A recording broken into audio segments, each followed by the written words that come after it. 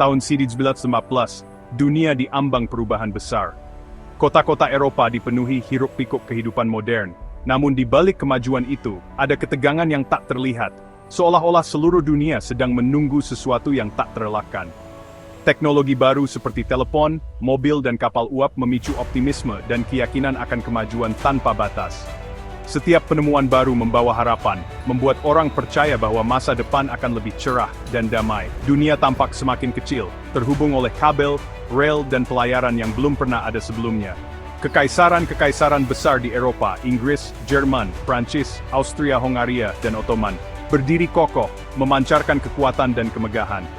Namun di balik istana megah dan parade militer, persaingan sengit bergejolak, penuh kecurigaan dan ambisi tersembunyi. Nasionalisme melonjak, menyatukan beberapa pihak dan memecah belah yang lain, terutama di kekaisaran multi-etnis seperti Austria-Hongaria.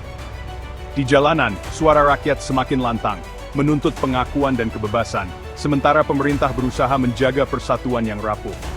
Di Balkan, kelompok-kelompok seperti Serbia memimpikan kemerdekaan, menciptakan tong mesiu ketegangan. Wilayah ini menjadi titik panas, di mana ambisi nasional dan kepentingan kekaisaran saling bertabrakan, menunggu saat yang menentukan. Parade militer dan lagu-lagu patriotik memenuhi udara, saat negara-negara membangun pasukan besar dan senjata baru yang mematikan. Setiap negara berlomba memperkuat diri, menciptakan suasana tegang yang tak kasat mata, seolah-olah perang hanyalah soal waktu. Aliansi rahasia, yang seharusnya menjaga perdamaian, malah menciptakan jebakan. Satu percikan bisa memicu perang di seluruh benua. Perjanjian-perjanjian ini mengikat negara-negara dalam janji saling membantu, membuat konflik kecil berpotensi menjadi bencana besar. Eropa adalah jaring kebanggaan, ketakutan dan ambisi, menunggu satu insiden untuk membakarnya. Setiap negara merasa terancam dan sekaligus percaya diri, menciptakan suasana yang rapuh dan mudah terbakar. Dunia menahan napas, tidak menyadari bahwa musim panas perdamaian yang panjang akan segera berakhir. Di taman-taman dan jalanan, orang-orang menikmati hari-hari damai, tanpa tahu bahwa badai besar sedang mendekat. Panggung sudah siap untuk bencana. Setiap aktor telah mengambil tempatnya, setiap rencana telah disusun, dan bayang-bayang perang mulai merayap di balik layar. Kekuatan-kekuatan besar sudah siap, rencana mereka sudah dibuat, pasukan mereka menunggu.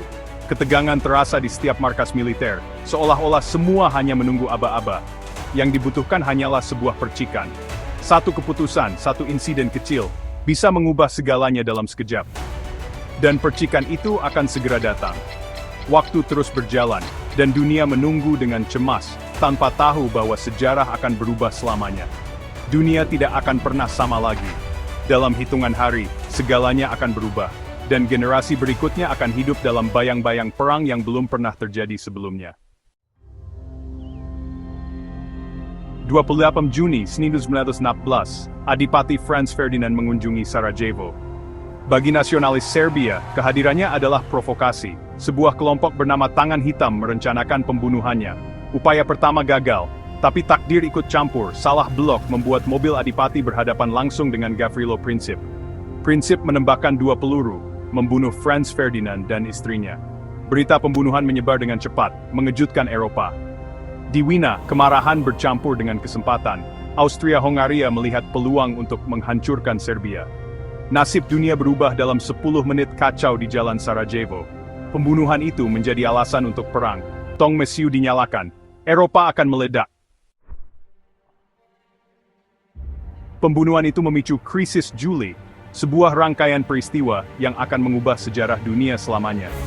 Sebulan penuh diplomasi yang tegang, di mana setiap keputusan bisa berarti hidup atau mati bagi jutaan orang. Austria-Hongaria, yang didukung oleh Cek Kosong Jerman, mengeluarkan ultimatum keras kepada Serbia. Ultimatum ini hampir mustahil untuk dipenuhi sepenuhnya. Serbia menerima sebagian besar tuntutan, tapi Austria-Hongaria menginginkan perang. Mereka melihat ini sebagai kesempatan untuk menegaskan dominasinya di Balkan. Pada 28 Juli, Austria-Hongaria menyatakan perang terhadap Serbia. Aliansi aktif, dan dunia mulai bergerak menuju konflik besar.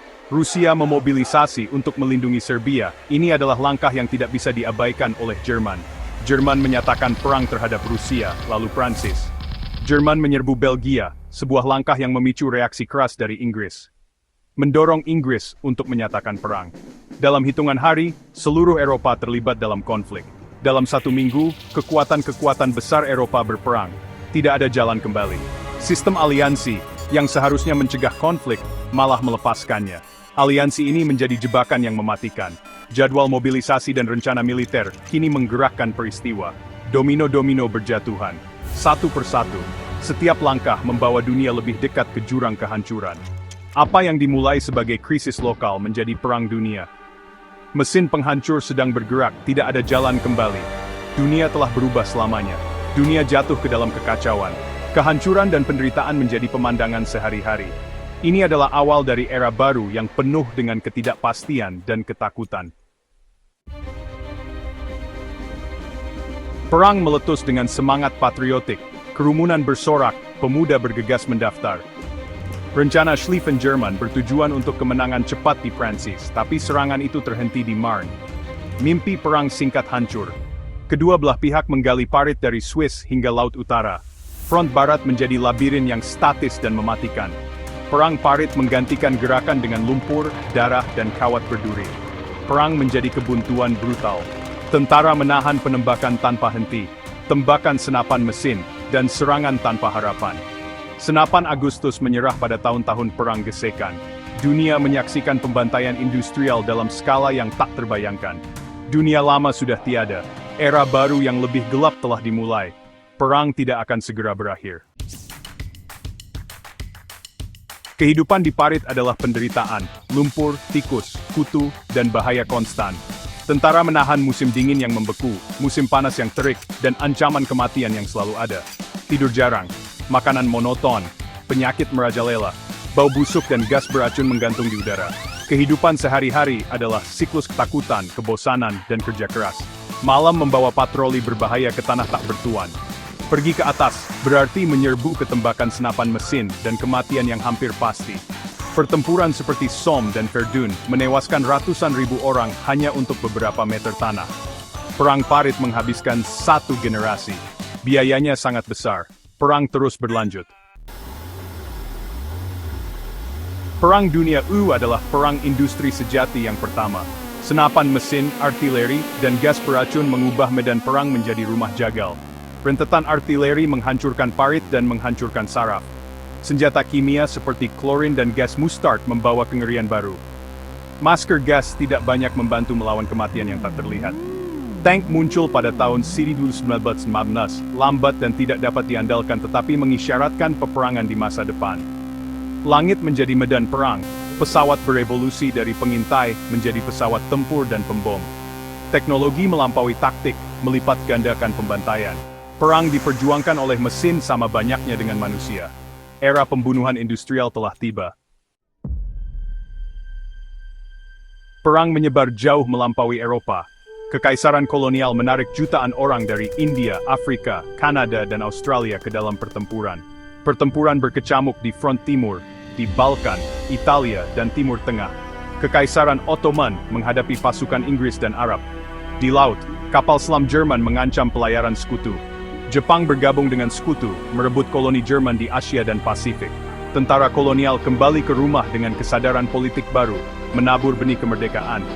Perang dunia benar-benar global, dampaknya terasa di setiap benua. Konflik ini membentuk kembali masyarakat dan kekaisaran. Dunia berubah selamanya. Siegesbild adalah titik balik. Rusia runtuh setelah bertahun-tahun kekalahan dan revolusi. Bolshevik merebut kekuasaan dan berdamai dengan Jerman. Jerman menggeser pasukan ke barat, berharap meraih kemenangan sebelum pasukan Amerika tiba. Sementara itu, AS memasuki perang. Peperangan kapal selam tak terbatas dan telegram Zimmerman mendorong Amerika untuk bergabung dengan sekutu. Pasukan Amerika yang segar, Dog Boys, meningkatkan moral dan kekuatan sekutu. Keseimbangan bergeser. Jerman melancarkan serangan terakhir, tetapi serangan balik sekarang dengan dukungan Amerika, membalikkan keadaan. Akhir sudah di depan mata. Konflik terbesar di dunia mendekati puncaknya. Tatanan lama runtuh. Dunia baru akan muncul. Pada akhir 1915, kekuatan sentral runtuh. Tentara yang dulu percaya diri kini mundur dalam kekalahan, meninggalkan medan perang yang hancur dan penuh luka. Kota-kota di Eropa dipenuhi keputusasaan, dan harapan akan perdamaian mulai tumbuh di tengah kehancuran. Serangan terakhir Jerman gagal total, pasukan yang lelah mundur, sementara revolusi menyapu negara itu. Kekacauan dan ketidakpastian melanda Jerman, rakyat menuntut perubahan di tengah kekalahan yang pahit. Kaisar Wilhelm II turun takhta, menandai berakhirnya kekaisaran yang telah berkuasa selama puluhan tahun.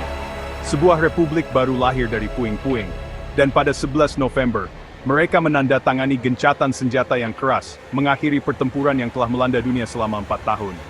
Perang berakhir, tapi biayanya sangat besar, lebih dari 15 juta tewas, 20 juta terluka, dan 4 kekaisaran besar hancur. Kota-kota dan desa-desa rata dengan tanah, keluarga-keluarga kehilangan generasi, dan luka fisik maupun batin membekas di seluruh Eropa.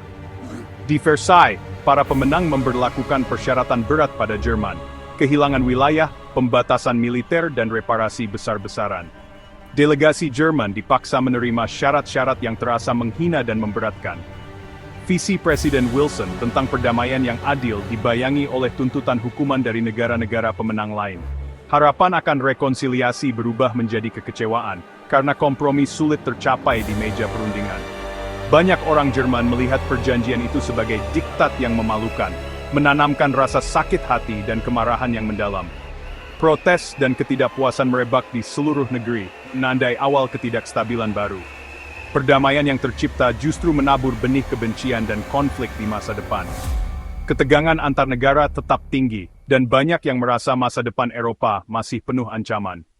Liga Bangsa-Bangsa lahir sebagai harapan baru untuk mencegah perang. Namun dunia tetap gelisah dan penuh ketidakpastian. Upaya menjaga perdamaian terasa rapuh di tengah luka yang belum sembuh.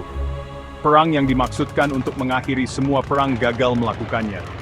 Para prajurit pulang membawa trauma, dan masyarakat bertanya-tanya apakah pengorbanan mereka benar-benar berarti. Bayangannya akan menghantui abad ke-20.